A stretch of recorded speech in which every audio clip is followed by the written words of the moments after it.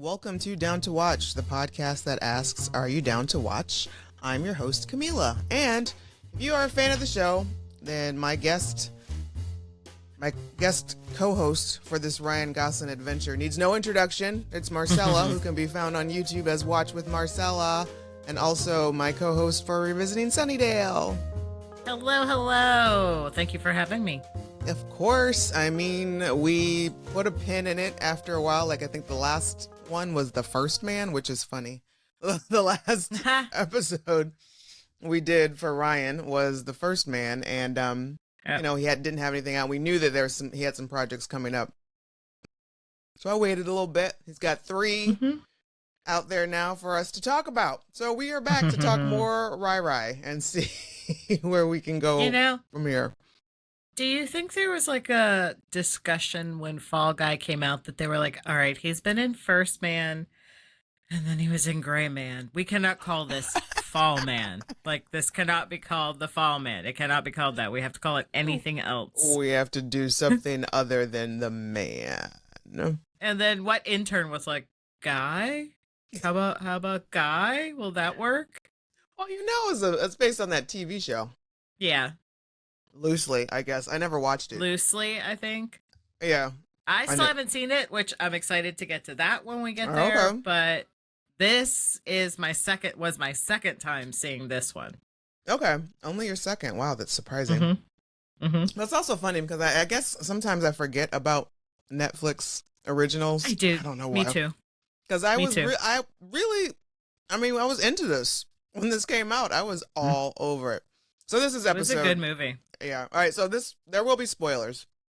This is episode 80, and this is adding to the Hey Girl edition. If you're not sure what it is we're doing, where we have just been diving into Ryan Gosling's filmography. I decided years ago that this is what I wanted to do. This has taken me a very long time, just because that's who I am as a person.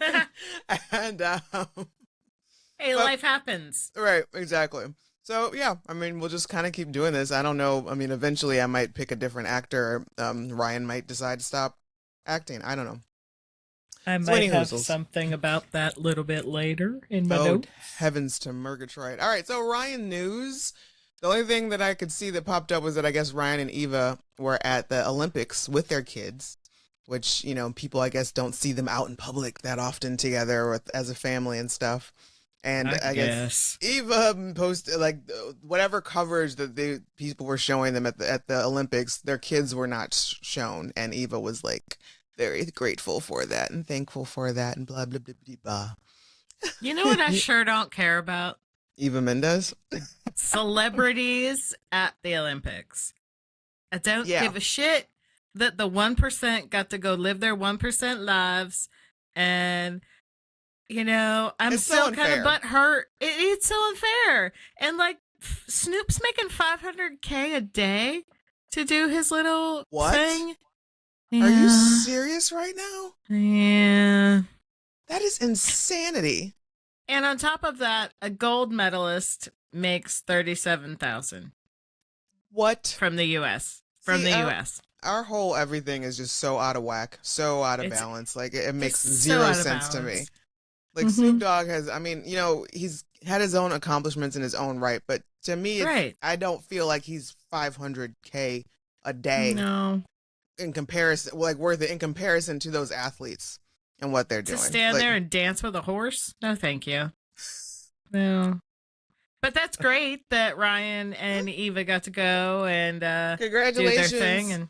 Happy for you that you get to go to Paris and just, as a family and go watch the Olympics. Yeah. I saw John Legend and Chrissy Teigen, whatever. Saw them there with their children as well. Great. Go get some culture. I'm sure Kahmeela showed her child just as much culture from her very own living room and exactly. Whatever. We went to the aviary yesterday, so Yeah, right. Fuck it. Okay. Which, very scary place, the aviary. Not a fan. Not a fan. The birds. I don't think birds. They're just out. Oh, Okay. See, I didn't know that. I thought it was more like a zoo where they were like behind some There are things. spaces that Like, there are sections for that, but there's also a section that you have to walk through where they're just nope. out there living their bird lives in order to No. get to the other stuff. Yeah. Mm-hmm. But alas, we're here to talk about The Gray Man, which came out on Netflix, a Netflix original 2022. Plot summary. When the CIA's top asset, when the CIA's top asset, his identity known to no one, uncovers agency secrets, he triggers a global hunt by assassins set loose by his ex-colleague. It doesn't sound very as interesting as this is. Directed by Joe and Anthony Russo, written by Joe Russo, Christopher Marcus, and Stephen McFeely, all too many cooks in the kitchen, and starring Ryan Gosling, Ana de Armas, Chris Evans, Billy Bob Thornton, Jessica Henwick. The list goes on. Alfre Woodard. I was gonna say you missed one. Yeah, like she's. Yeah, you missed. So like this terrible. Who? What? The Duke. Regis. I don't know how to say it. Renee Jean Page. Thank you. And I don't watch Bridgerton, so I don't know. Woo. Like I don't know much about him. Woo. He's something. He is an interesting chap, and he's taken on some interesting roles. And I tried to watch Bridgerton, but it's just not my ministry. I can't. I enjoy it a lot. So our history with this particular movie, I remember we heard about this well before it was even in production, or well before they started filming, and we were both like, Ryan Gosling, Chris Evans. Assassins. Yeah, here you go. There you go. I don't need to know anything else about what's happening in this movie. No.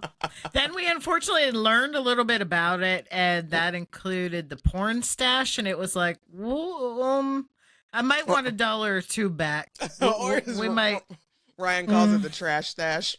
Yeah, we might have to talk about that a little later. Yeah, that's uncomfortable, but I mean, I guess it was a choice.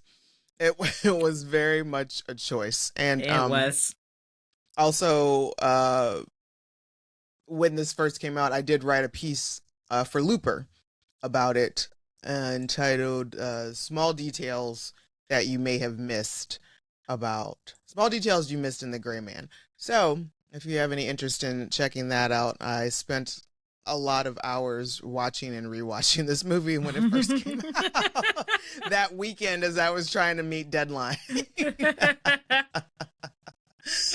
But there are worse ways to spend your weekend, I guess. There are worse ways to spend your weekend. So yeah, basically, like we start off with like we start in 2003 when I think so, yeah, 2003. Ryan's character's name is Sierra 6. We never find out his real actual government name. And I'm so confused. It's what was that court name? What did he call him? He called him Court. Oh, I missed that. That's a small detail I missed. What was it? In the opening scene of The Gray Man, we're introduced to Court Gentry. Oh, look at me.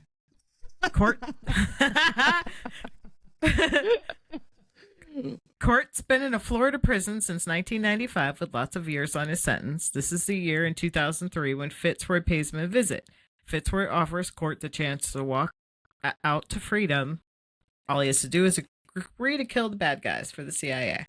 All right. Court becomes a disposable Sierra agent. Yeah, so Court Gentry. All right, Court.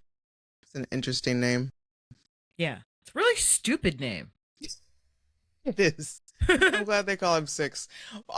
Like, this movie is so stylized that I that's one of the things that I really enjoy about it. And it's like, it kind of hits me in all of my very basic sweet spots where where action movie is concerned. It's like cute boys. It's a Joe and Russo. Things that go bang bang, and things like beautiful colors and loud noises. Like that's kind of where I live. Yeah, and like this deal, like I don't know about you, but you come to me and I'm in jail and you say, you can get out of jail if the answer is yes. Yeah. The answer, it's yes. Absolutely. I'll figure it out later. Like, if it turns out to be like scalp children, then yeah, I'm going to have to like push back on that. But like, in the moment, I'm saying yes. Yeah, it was just so much negotiation that I've going on Ryan on Court's part, on Sierra 6's part, that I was a little bit surprised, and he looks so cute in this first scene. So cute. I can't even take it.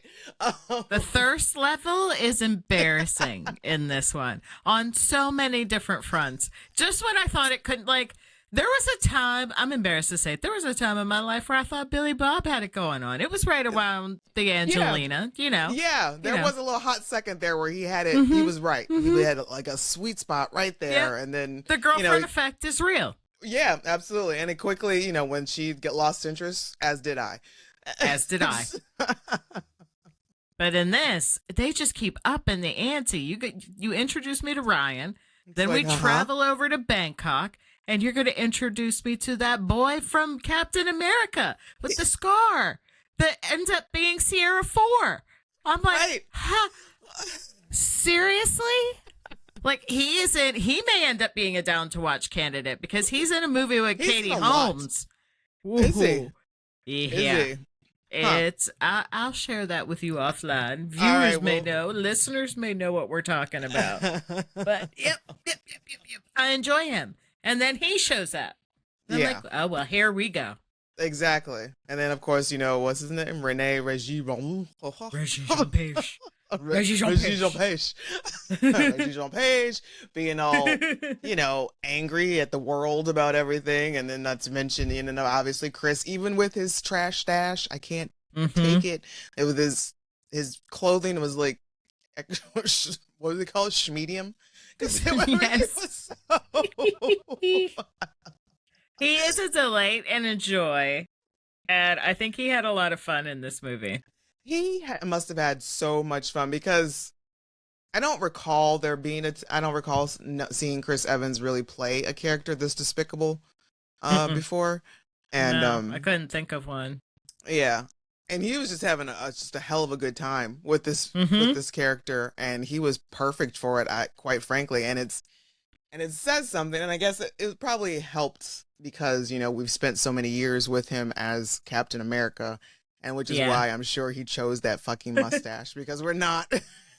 It's much difficult. Well, no, I guess he was a shitty person in Knives Out with Yeah, he kind of was, but he kind of was.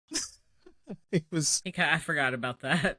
Yeah. But he likes to rock that stash in his normal life sometimes. So. Ew.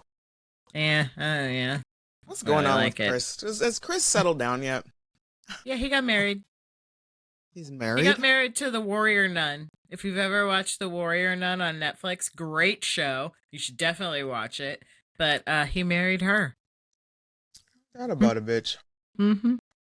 But so it's like the movie ups the thirst level for us by so much. And you think it's over with Chris, and it's not. It's really not. Because then about 3/4 of the way into the movie, we meet Tamil actor Dhanush. Yeah. Dhanush. And I'm just like, whoa. I'm feeling unsettled. Yeah. Let me get to IMDb right now and find out everything. And turns out I've reacted to one of the trailers of his movies. Oh, really? And I think the thirst was real in that trailer reaction. He is something else. Like, the concept of, when Lloyd is like makes the call for all the other wet teams to like come out and get Sierra 6, and they show like all the individual assassins that he's called for. I kind of wish that we had done a little bit more with that, like zoned in like a little bit more like Smoking Aces when we see everybody, how everybody gets in there.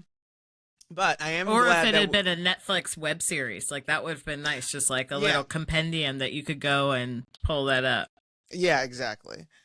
But I am glad that we got so much time with Danush, the Avik-san, because his scenes, those fight scenes were amazing. And especially like Anna, like got like shout out, like she was kicking ass for real. And that's what I love about this movie so much. And it's definitely a Russo brother thing, because in the Bangkok scene, you know, there's a kid in the way, and Ryan, being Ryan, can't do his thing, so he won't pull the trigger. And that scene of him in that red suit walking across the floor, and it's all quiet, and I'm just like, Lordy B, this is going to be the best movie of the year. This is, yep. This is my kind of thing. I need wait, let me pause this because I need popcorn. I need a drink. Exactly. And I need comfy clothes right now. Because we are here. We are seated and we are comfortable. There is no scrolling. You got my full attention. Like I'm not on my phone. Yep.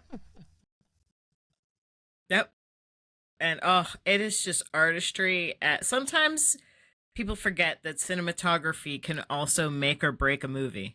And it is just a beauty. I'm thirsty for the cinematography in this movie. Absolutely. Like it's on the same level of the Only God was it Only God Forgives?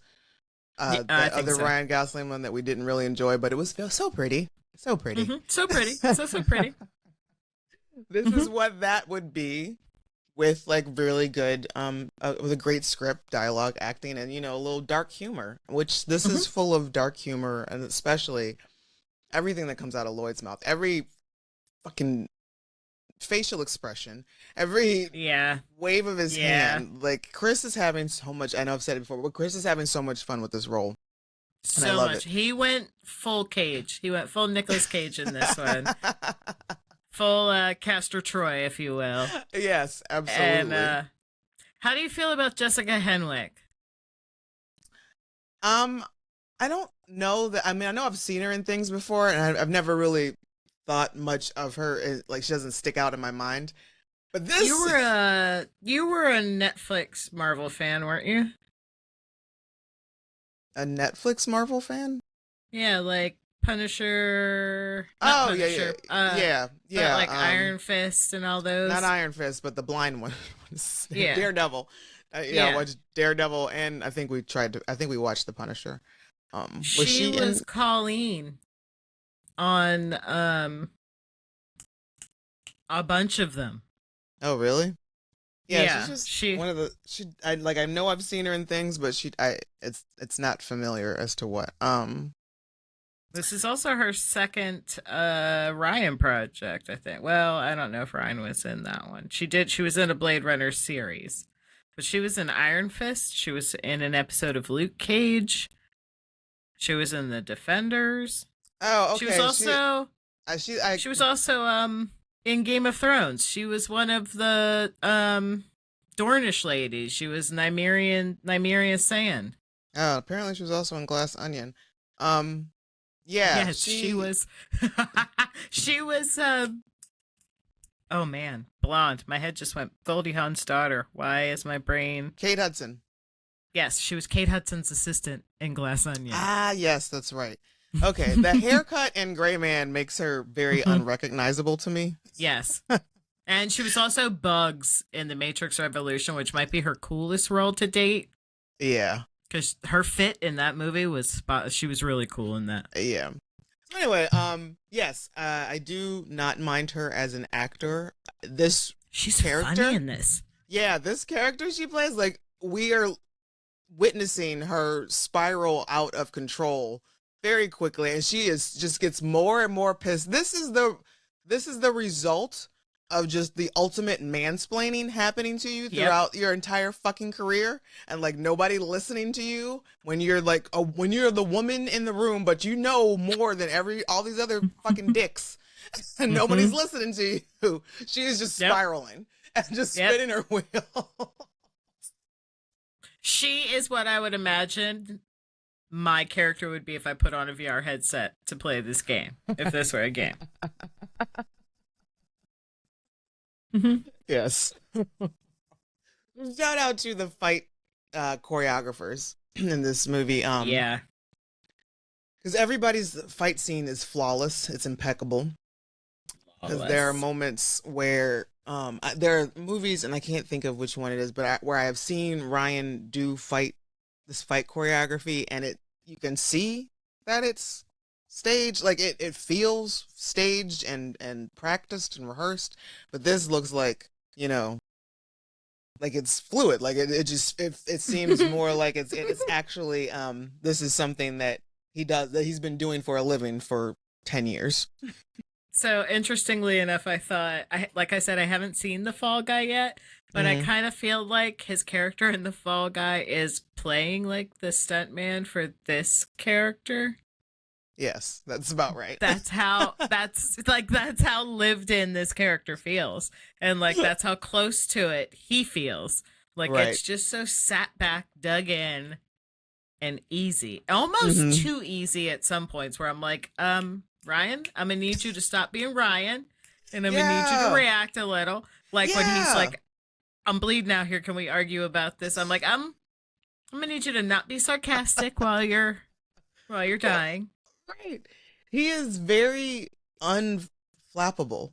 Like he goes through all of this stuff that happens and is like unfazed. Like he cares obviously about a lot of things, but he's just like, it's just too damn cool. Just throughout the whole thing, he's just like, I'm not going to let this get the best of me.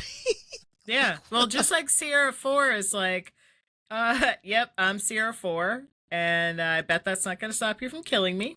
Right. So let me tell you some things before you do that. And Ryan's just like, yeah. Yeah, that sucks. No, not going to stop me. Yeah. And he's also like, I have something for you. Take it. I don't want it.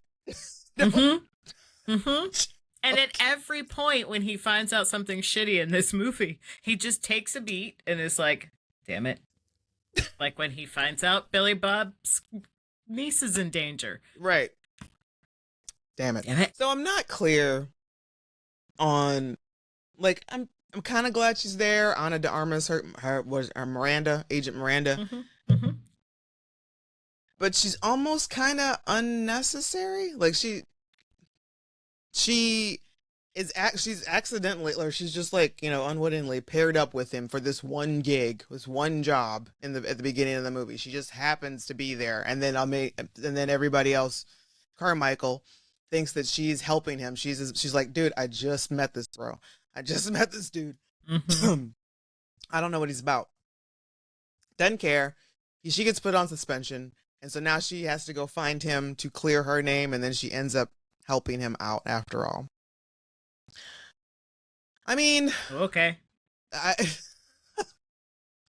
Sure. She's very helpful. She can fight. Yeah, and there's even a point where Six is like, I would like at some point to be able to save you. But not that I want your life to be in danger. They don't put them together. Like they don't really. So cheers to that. Yes. I will applaud that we have a decent relationship, partnership with a man and a woman, and it does not end up romantic in any way, shape, or form. And she's not half naked throughout the whole movie. Right. She's properly really clothed. Well, so I take that back. That flower suit. That flower suit. And can we? I don't know. I feel like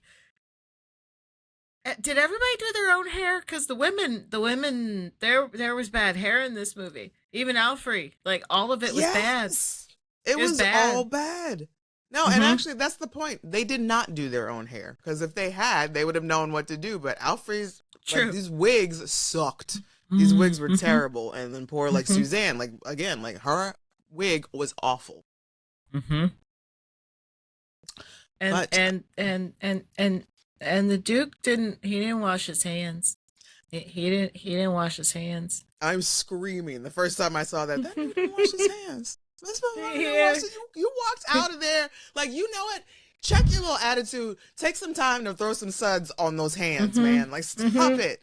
And then his stupid little, when she's like, why is it always the last stall? It's like, because Al Capone can see because Al Capone, he can see everything. Bro, you were inside of a box. You can't see shit. Right. There's nothing.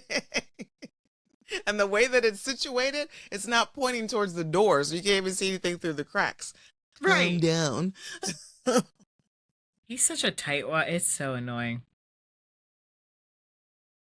And that, like, our introduction to Lloyd is possibly top 5 one of my favorite villain introductions. It's pretty great. It's pretty fan-fucking-tastic is what it is. Because he's got the guy. He's in the middle of torturing some dude, and somebody's phone starts to ring, and he's like, damn it! He's really pissed off about it. They're like, it's your phone.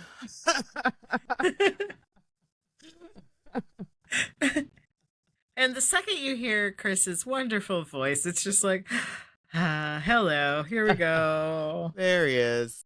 There he is. Yes, I love the fact how Suzanne, she doesn't care for Lloyd at all. She's trying very desperately, no, please do not do this. He is a sociopath. It's too much. It's too much. We can't rein him in. We can't control it. Just do not bring this dude in. And Reggie's like, sure, this is who we need. Care. But I love their back and forth as well, where he's like, I'm sending Suzanne towards you. He's like, I would rather you punch me in the dick. And she's like, I'll gladly punch you in the dick. Gladly. Yeah, that was one of my favorite lines. I love that so much. Later on, after Miranda tranks him, and he's like, comes back to lick his wounds at the whatever house that they're in, the safe house or whatever, and he's limping and asking for Vicodin, and she's like, what? Suzanne's like, why are you walking like that? Because I got shot in the ass, Suzanne. Like, the delivery. It's perfect, and it's one of the things I had to watch more than once. Like, it's definitely a repeatable scene. It is. As is when Lloyd and Six meet for the first time. Lloyd gets him there, and he looks like he's got him on the ropes. And that scene was completely improvised between the two of them when they first met. Yes, so when Six is like, you must be Lloyd, and he's like, how did you know? He's like, the white pants, the trash stash, it leans Lloyd. That was all right. I love it so much. I love that. There's so much in this movie that is just rewatchable, quotable. Oh, it's so good. Absolutely. And they even got a Ken drop in there. Yeah. It's like before Barbie. Before it was set that Ryan would be playing Ken. Like, and they say that, I think John Russo said that they tried like several different other takes too. Like Chris had other insults in there too, and that was the one that hit. That they just improvised, and it's like, give an extra 10 million whoever puts a bullet through this Ken doll's head. Perfect. Right, and also like what I would love to have just like on, I don't know, just repeat randomly is like the scene like really quick where Lloyd comes down like after Ryan gets blowed up, or he blows up the building after when they're meeting, and Lloyd is chasing after him, and he's like, Ryan has no shoe on. Six is not wearing a shoe. And he's like, what size shoe do you wear? To Lloyd, he's like, why do you want my foot up your ass? And he gets tranked in the butt at that moment, at that exact moment, just so just like timed out perfectly. Like each beat, those beats hit. And then even just like the insults traded between Lloyd and Fitz in the beginning, like when he meets up with him at the funeral home, like it's also. I wonder how much of it was improvised. Do they let them improvise that much? Yeah. Yeah, like apparently the Russo brothers encouraged improv to happen with a lot of these lines. It was good. It worked out well. Mm-hmm. So it's really what really puts us in the mindset and tells us who and how fucking ridiculously crazy Lloyd is that apparently he was one of the Sierra Gray men. Lasted like 2 months or something like that. because, as Fitz puts, he had bad ethics, zero impulse control, and unsanctioned torture. This is why dude was fired from being a hitman. Like how? Like Suzanne said, sociopath and too much. Just too much. And I don't remember if you do burns No, on but here, but Billy Bob has probably my favorite one in here. Small hands. And yes.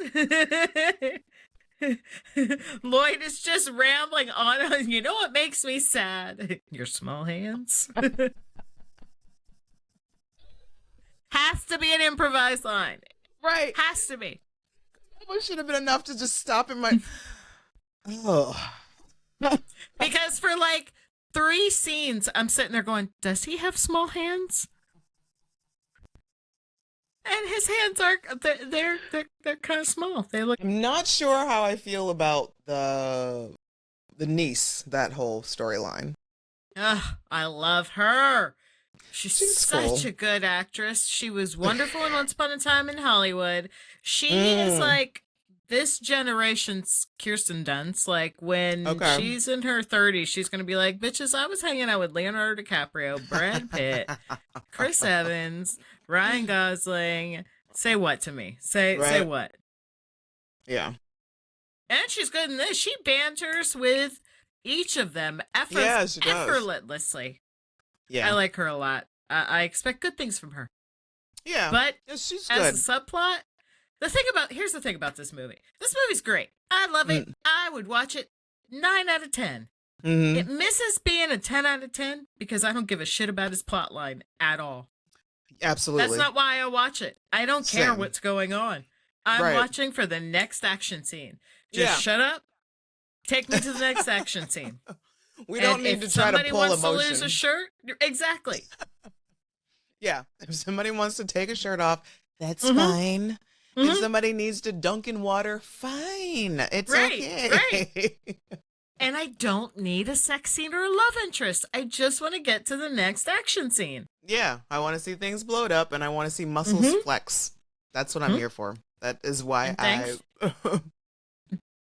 So yeah, it's too much like with the niece plot. Like not only is she an orphan who is now living with Fitz as her father or, as her guardian. And then like his address gets leaked. And so now there's assassins and this is coming to kill him in his own home. And he needs to keep her safe. And she also has a bad heart. She has a pacemaker. So now like we didn't need all this. And that's the thing. We can't just tell her story. We have to tell her story in flashbacks, which really pisses me off in movies these days. Like, just tell me a story.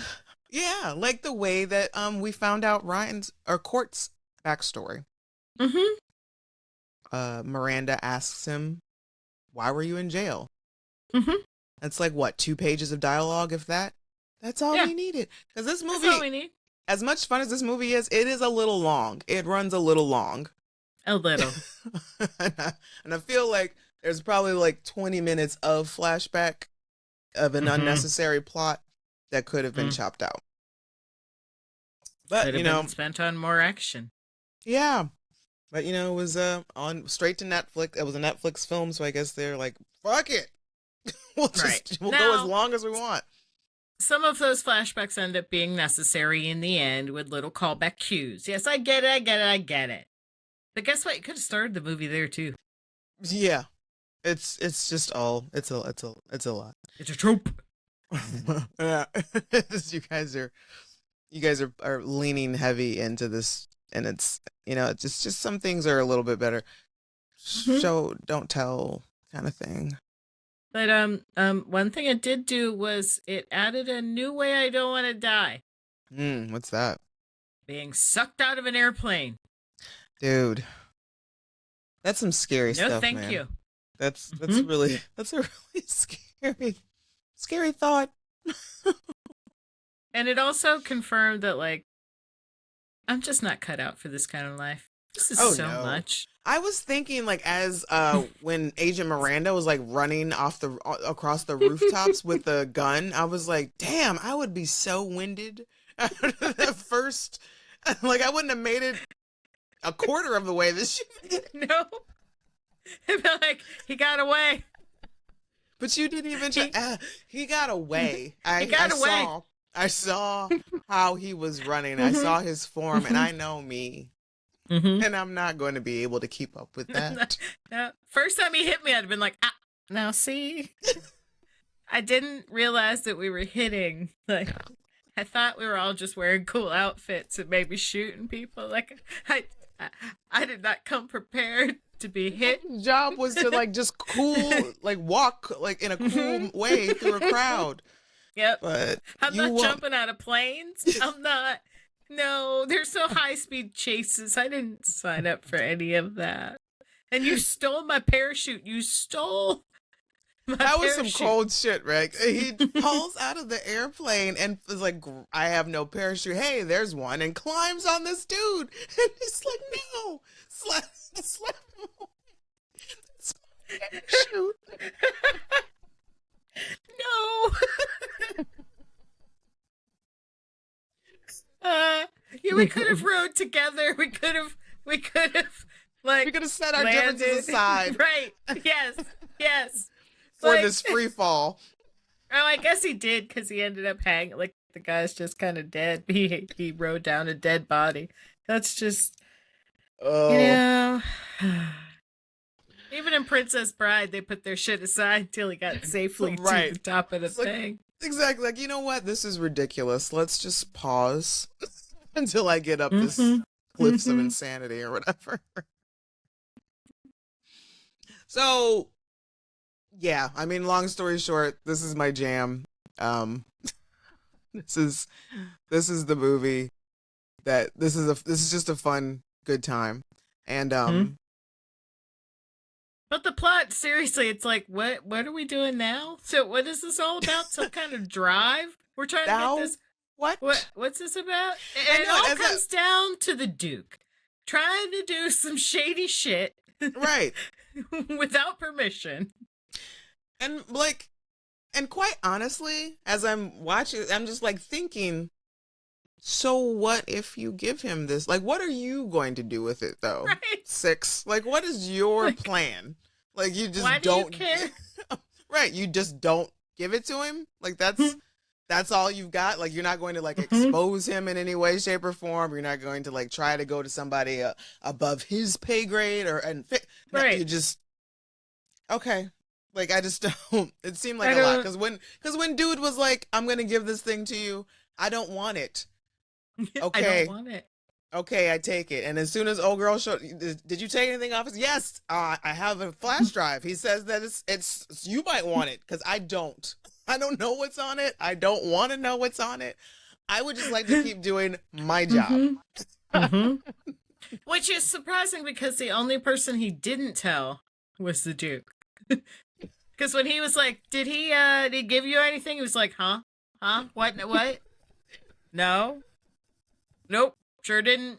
I was talking about, what do you mean by take something off of his person? What do you mean by... Right. And then he immediately is like, damn it, I know he did. Now we have to go kill him, and this is just going to put a whole wrench in my day. Right. It's like, now he's got extra shit to do. This just wasn't part. And Ryan is doing a lot of eating and a lot of chewing. He's taking a page out of Brad Pitt's Ocean's 11 character, because it's a lot. It goes on a lot. There's a lot of like gum chewing and stuff like that. But like, and I guess it's cool because you never really see it that often in these types of movies where like people are off running around for their lives. He stops and he finds a burger or something, and he's just like wolfing it down on the train, and like even like dabs his forehead with the wrapper. It's kind of gross. It's a little bit gross, but it's also like, okay, yeah, I know that he's gonna need to eat, and we never really action movies tend to like Mission Impossible. I don't think I've ever seen Tom Cruise eat once. in all 6. Right. He takes time for himself. It's a nice beat. It is a nice beat. I like that. I kind of hate and you're right. He doesn't have any skin in the game except for Alfred Woodard. I think if they like But he brought you her made in a it. mistake. He brought her in it. And even Suzanne is like, oh my God, did we just kill?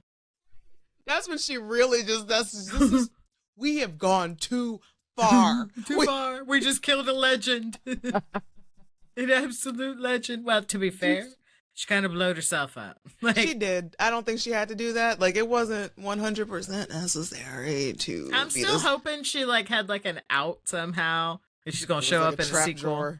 A trap door down the floor somewhere. That's the only time in this movie is during the flashback. I'm like, Ryan, that goatee. I'm not. I don't like that. That's not that. for you. No. It's not a good look. Mm-mm. He spoke about a hopeful sequel. This is based on a book written by Mark Greaney or something. And he said there's Have you read the book? No, I have not. I didn't even know it existed until this came out. Like, there's five novels in the Gray Man saga. That's too many. So yeah, I don't know if I need to get that involved. Like, I thought about it. Like, when I found out that there were books, I was like, do I want to read these? It's like, no, because I don't care about Sierra 6. I care about Ryan Gosling and Chris Evans. That's what I care about.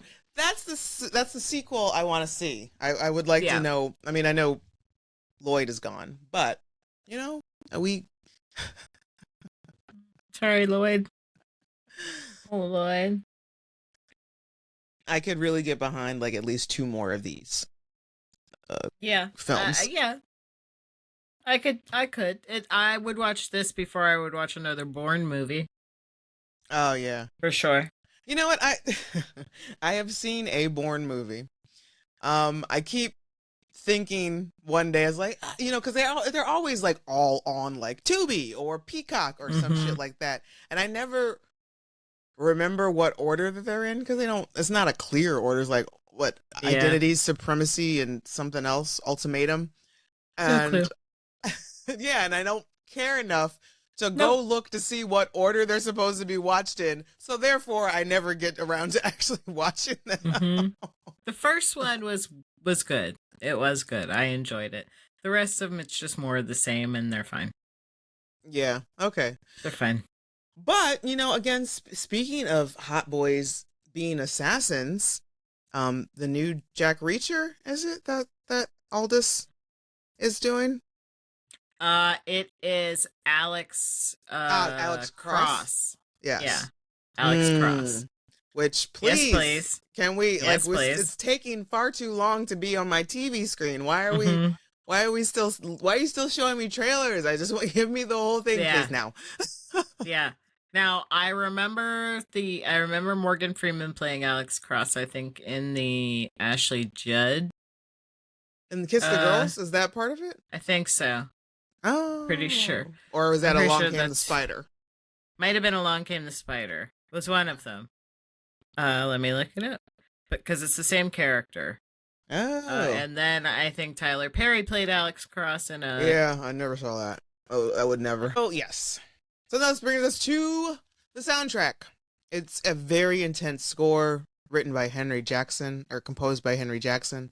He composed 26 original tracks for the movie, and Spotify decided to compile the entire soundtrack into one single unedited song of 17 minutes. Interesting. Interesting. So random, and why? I don't... That is really random. And I have another random moment for you that makes one of my top moments. And it's a kind of what makes this a down to watch for me. And it's the scene where Lloyd is torturing Fitz. And he does the ear thing. It's like such a older sibling move. It's like, that's not even a thing. I just made that up. I would like to. I hope it's improvised too. Like, I hope that whole thing was that. And it led me to think, did that really hurt? Because it looked uncomfortable. Like, looks like it does. Because I was thinking, I was like, what is happening here? Like, is he just twisting his ears in different directions? But it was very much like an older sibling thing. That's not even a thing. That's not even a thing. I just made that up. That's what makes this a down to watch for me. It's moments like that that are just kind of off book, unscripted moments that seem really fun. Absolutely. Like, and for me, one of them would be the weird guy who turns 6 in to Lloyd when Lloyd and his crew come to his apartment. He like busts the door down and dude's just sitting there on the couch knitting, and he's like, I would have opened the door. Yes. His whole vibe is so weird. From the way he captures 6. My question is, what else do you use that trap door for? Like, what else are you doing? Like, sending lotion down with a bucket. Exactly. Under the guise of, yes, I'm a photographer. Come here, let me take some photos of you. And next thing you know, you're in a fucking well. Yep. No, thank you. No, thank you. Man, the Russo brothers love to put text to tell you where you are in a movie. They're really big on that. It's like some of these places I never even heard of before. No. And to be honest, I think it's kind of inconsequential. It really is. It really is. Like, part of me appreciates it, but like at the same time, I'm like, okay. Well, now all I'm doing is questioning how we're getting from point A to point B so fast. Like, that's... How'd you get there so fast? The train doesn't get there so fast. And the Duke, even though, like, I love him so much, he's so pretty, and I really enjoy him, but if he mansplained or gaslit one more lady in this movie, he was going to take a pen to the face. Ooh. I love how Miranda tells him to remove yourself from my personal space. Because I don't like when people talk to me like this hand is going to get broken. Keep pointing it at me. I'm gonna break it off. I'm gonna break it off. I'm about to gnaw your hand off. You're going to be pulling back a stump. Keep it up. Do you know what this woman does for a living? Seriously. Like, seriously. Like, is she in training? Because she's not quite Sierra, right? She's still I don't think so. And I'm not even Yeah, I don't know if she is even... If that's, like, the same branch. Like, if she's part of the same thing. Not necessarily just because she's in training, but just, like, she's not one of the Sierra folks. Because I don't think she was and neither is Danush, because he's not Sierra 8 or anything. He's Onyx, whatever his... Yeah, Onyx Khan or something like that. Yeah. He's just some random crazy another sociopath. I guess there's a message board somewhere. They've all got sociopaths. Right. You find them, you like minds. And I got to be honest with Lloyd, it is 100% not the stash that gives me pause. It's those eyebrows. They give me pause. They are too crafted, too. The arch on them is too severe. They line up with the hairline all weird. But I still wouldn't say no. I'm not. No, I'm not saying no. Stupid. But I was right. I'm just saying for future, we could talk about it and maybe a couple months let after it grow out a little. Hey, let's a couple months afterwards. Let's talk about. Yeah. Let's see what it would look like if you didn't. What do you expect from a sequel? Where do you think this goes? Because 6 did go save Claire. Billy is dead. Lloyd is dead. Who cares about Miranda? I really don't. I would imagine it would be something like 6 is off living. I guess now he's got to raise Claire or whatever who his niece is, so he's living his life. Do we really? I just thought he'd pick her up and take her somewhere. I didn't think we were nobody left. Like, clearly she had no other family. She was living with Billy Bob Thornton. her parents. And we can't just give her to like social services and they find her a nice home. Like, we don't have to. That's us. That's on me. I didn't. I made a mistake. Like, whoa. I was just trying to give back somebody get rid of this USB. And now I'm somebody's dad? Come on. No. I made a mistake. Maybe Suzanne would like Suzanne's like, I sure don't. I'll shoot her. You give her to me, I'm gonna shoot her. It's give her to Miranda. Miranda will take her. Miranda can raise her. Yeah.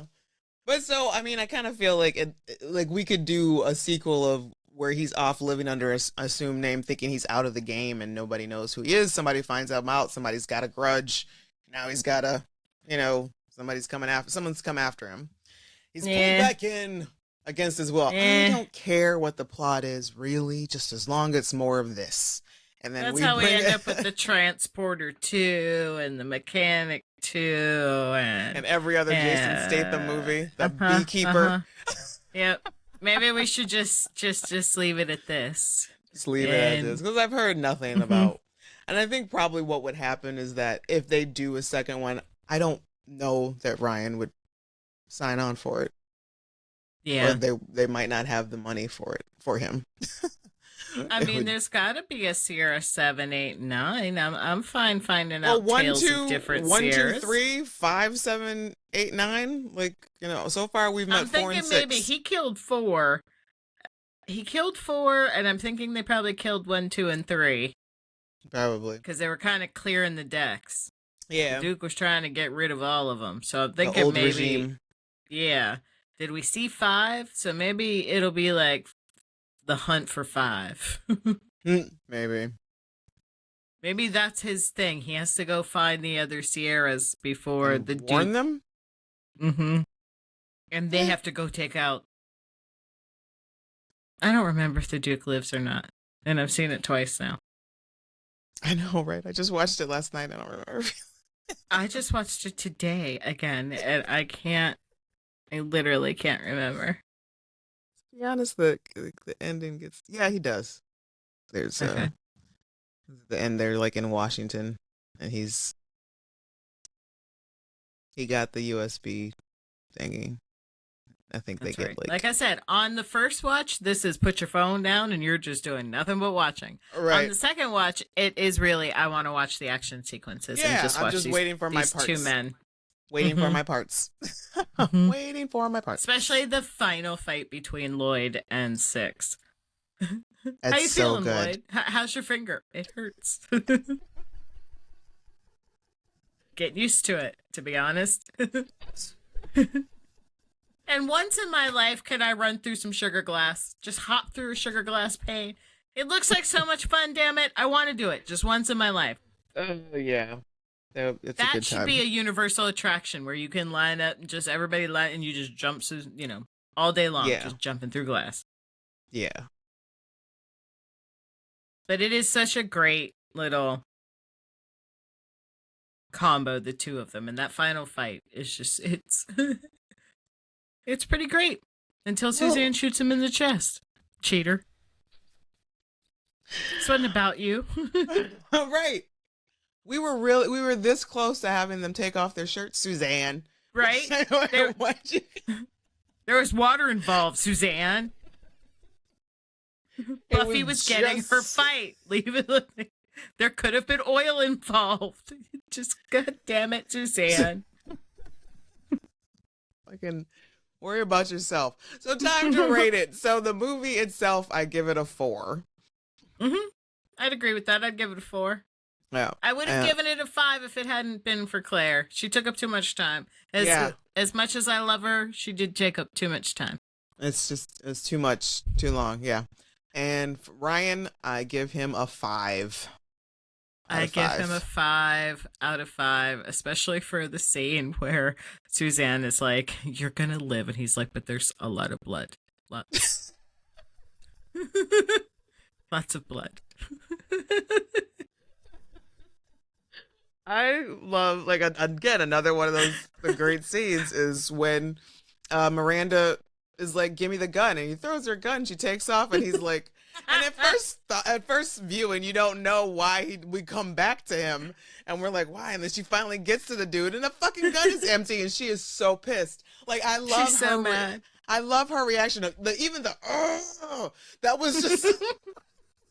But what's even better is who throws a loaded gun? Carries that off until another scene. You just don't. You never throw a loaded gun, Lloyd. It's so good. So he definitely gets a 5 out of 5 for sure. Yes. And absolutely, I'm down to watch this again, and again and again. I'm okay even if with I it. don't pay attention. It's great repeatable. Yeah.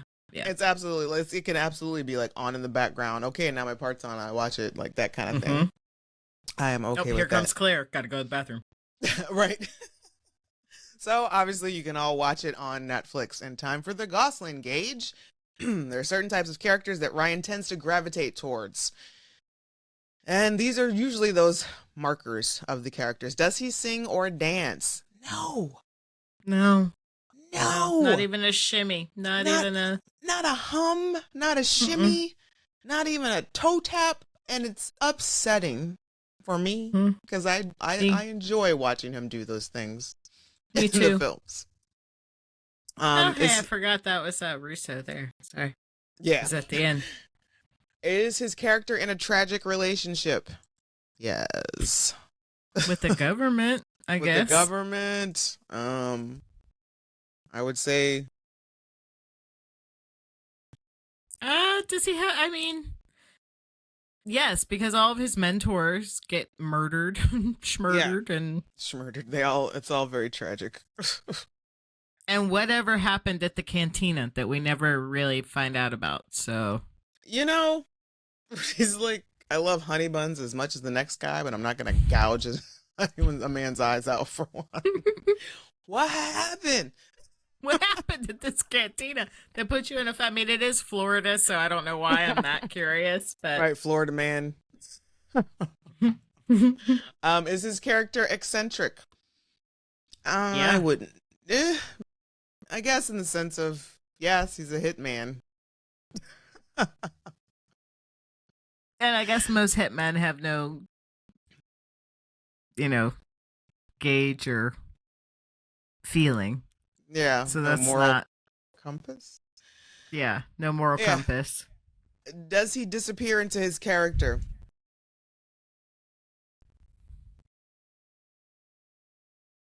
I don't think so. I don't think so because I feel like this character, the character from Drive, and possibly the character in The Fall Guy are all the same character. To some extent. Yeah, there's just more emotion in the guy from The Fall Guy. Yeah, that's just pretty much, they're all the... It's like that character's on it. Like he starts off with absolutely no emotion. Right. We go from the driver to 6 to the Fall Guy. Yeah. I see that trajectory. That makes sense.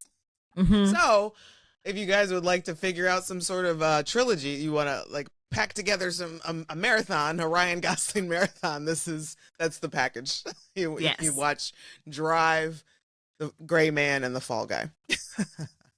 So, Smug level? Yeah, smug level.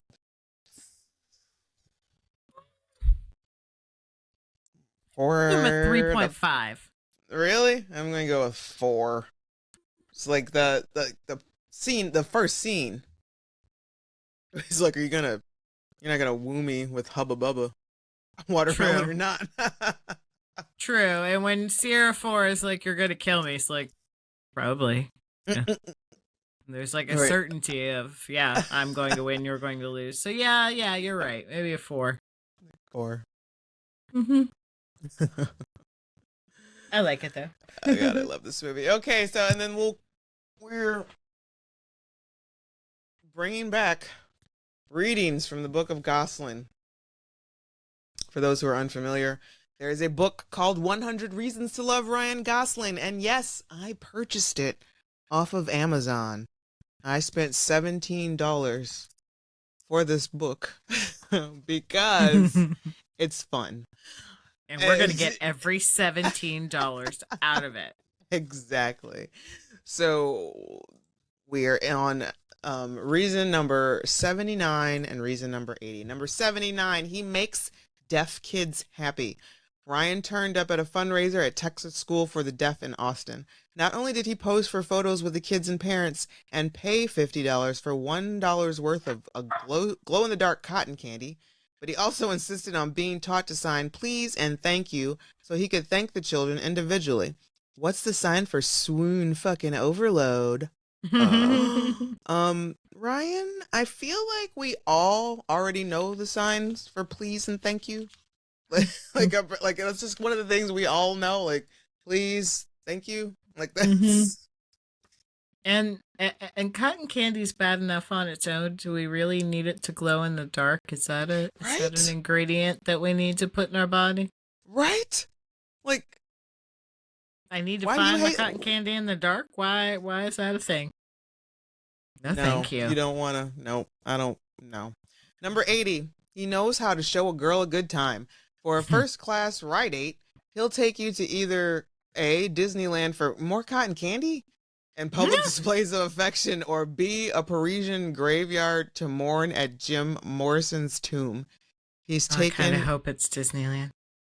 He's taken Eva Mendes to both. I think we can all agree that she's just rubbing our faces in it at this point. All right, so do what you want with it. The next Ryan film is Barbie. Which I was prepared to I have reacted to. Yes. So if you'd like to get my PJs. Your PJs. If you'd like to get a preview of Marcella's reaction to or thoughts on Barbie, go to YouTube and go to Watch with Marcella channel. Yep. Until next time.